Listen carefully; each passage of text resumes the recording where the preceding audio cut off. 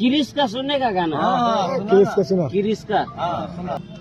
दिल ना दिया এই ৰিলটোতো আপোনালোকে সকলোৱে দেখি আছে বাট এই ল'ৰাজননো হয় কোন তেওঁৰ আঁৰৰ কাহিনীটো কি আপোনালোকে জানে এই ল'ৰাজনৰ নামটো হ'ল পিণ্টু প্ৰসাদ তেওঁৰ বয়স 32 বছৰ আৰু তেওঁ হ'ল ঝাৰখণ্ডৰ জামছেদপুৰৰ যদিও দেখাত তেওঁ হাঁহি আছে তেওঁ লুকাইছে বহুতো বেদনা আচলতে তেওঁ এডিকশ্যনৰ পভাৰ্টিৰ লগত সৰুৰ পৰাই যুঁজি আছিল সৰুৰ পৰাই তেওঁ অৰফেন তেওঁৰ মাকে সৰুতে এৰি থৈ গ'ল আৰু বহুত কষ্টৰ মাজেদি জীৱন নিৰ্বাহ কৰি আছে যেতিয়া এই কণ্টেণ্টটো ভাইৰেল হ'ল বহুতবিলাক ইনফ্লুৱেঞ্চাৰ তেওঁৰ ওচৰলৈ আহিলে আৰু তেওঁ হেৰাছ কৰিব ধৰিলে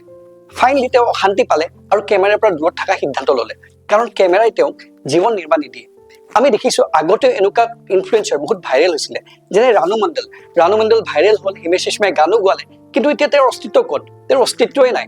ঠিক তেনেকৈ এওঁ হয়তো ধুম্ব হিচাপে ভাইৰেল হৈছে কাৰণ তেওঁৰ অস্তিত্ব নাইকিয়া হৈ যাব পাৰে কিন্তু ফাইনেলি এওঁ জীয়াই থাকিব লাগিব জীৱন নিৰ্বাহ কৰিব লাগিব তাৰ বাবে তেওঁক এটা লাগে জীৱিকা তেওঁক সহায় কৰিবলৈ অস্তিত্ব বুলি ফাউণ্ডেশ্যনটা আগবাঢ়ি আহিছে আৰু তেওঁক এডিকশ্যনৰ পৰা দূৰত কৰিবলৈ চেষ্টা কৰিছে আপোনালোকে কি ভাবে ভাইৰেল ধুম্বই লাইমলাইটৰ পৰা দূৰত যোৱা যি সিদ্ধান্ত লৈছে আৰু সাধাৰণভাৱে জীৱন নিৰ্বাহ কৰিবলৈ যি চেষ্টা কৰিছে সেইটো ভুল